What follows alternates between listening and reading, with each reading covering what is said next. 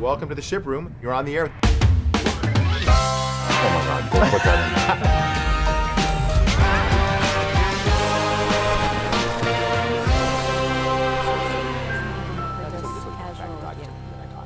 in. Okay.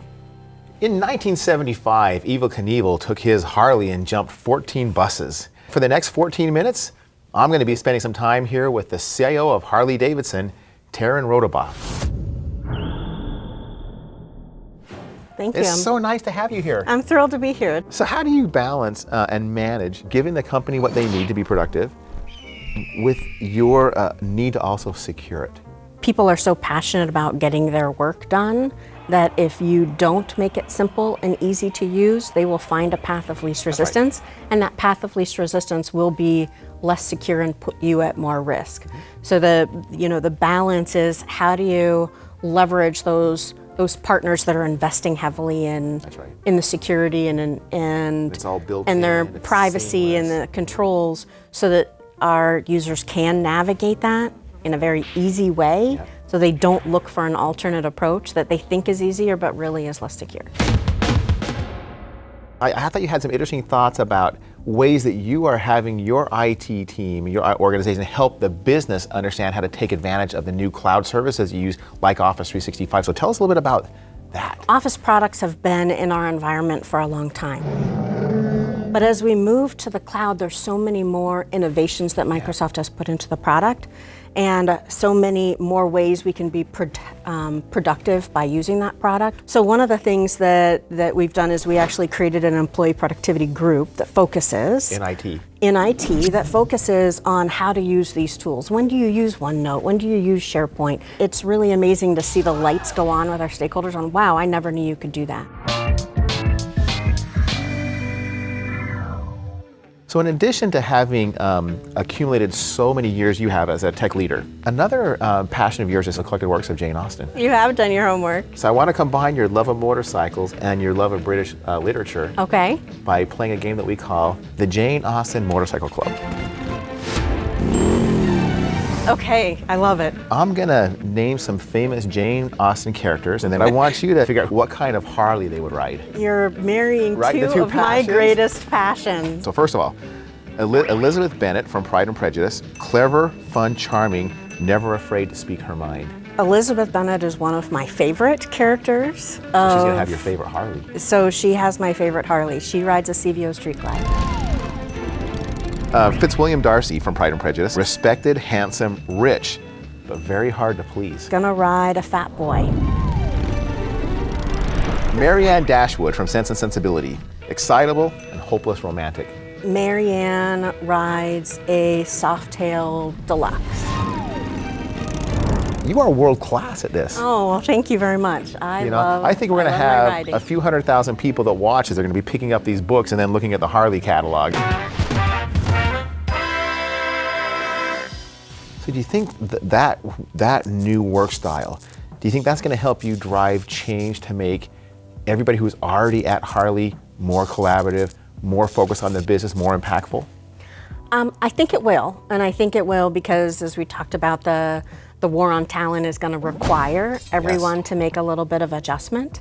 I think that the culture just in general in society is changing when it comes to work-life balance and what are people's priorities. And being able to integrate and having good conversations with your team in Thailand or your team in Singapore or your team in Oxford or in India, you don't just do that over email anymore. You don't expect people to get on a phone call in the middle of the night to get a leadership update. That's right. And how do we use the tools in order to enable them to stay connected to the mothership or that corporate headquarters is a critical element of making sure that everybody is aligned on what you're trying to do.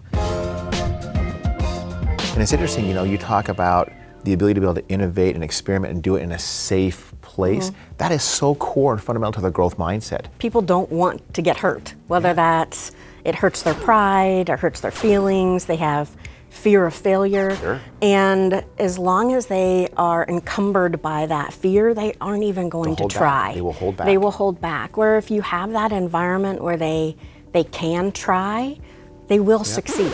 How do you think about that ability to be fearless, to take risk. How does collaboration also help feed that?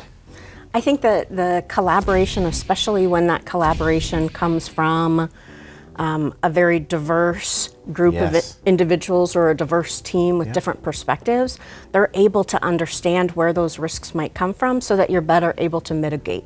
You can handle and deal with the known knowns, but if you don't have a diverse team or they're not, they're talking in an echo chamber of what the challenges might be, then you're not going to be able to uncover what those risks might be and be able to mitigate them. Something I know you take really serious in your role is pushing on diversity and inclusion. Okay, you look back in the 30 years of your career, how do you see companies improving by prioritizing and taking action to make that happen? I have been very blessed in my career in the work that I've done, that I've had amazing role models. In technology, it's not very often, certainly back in the early days of my career, that I would have role models in consulting or role models in technology. And so I think one of the biggest elements that leaders can do and companies can do is have those role models to show other women they can do it. Each one of these shows, we have a robot listening in, applying a bunch of machine learning, and based upon the conversation we had, comes up with a set of questions that we end with. Okay. But we like to make it interesting. So what I have here is a set of model Harley-Davidsons, and so as we're answering these questions, we're going to see if we can put these together. What song by Journey would be best suited for a tattoo? Don't Stop Believin'? We also would have accepted Will in the Sky. What do you call somebody if you've forgotten their name? Just hey. Yeah. Just hey, how you doing? What's the most strange ingredient you've ever put in your coffee? I actually think putting sugar in your coffee is strange. What's your favorite conspiracy theory? That we've never landed on the moon. How late is too late to send a thank you card? I think 2 weeks. What's your go-to song for karaoke? Love Shack. Have you ever been chased by a wolf? No. Okay. How seriously would you take a fortune from a fortune cookie if it addressed you by name? I think I would take it seriously, but I would be a little creeped out. Exactly. So people want to know more about you and more about Harley. Where would they go? The best source of information for Harley is HarleyDavidson.com. Well, that's been a great episode for us here on the Shiproom with Taren, CIO at Harley-Davidson. We'll see you the next time on the Shiproom.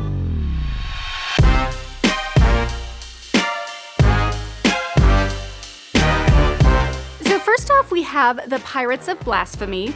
Okay, next are the Midnight Guillotines. Okay, and then we have the Flying Cannibals. Okay, and finally, there's the Wichita Kings of Arson.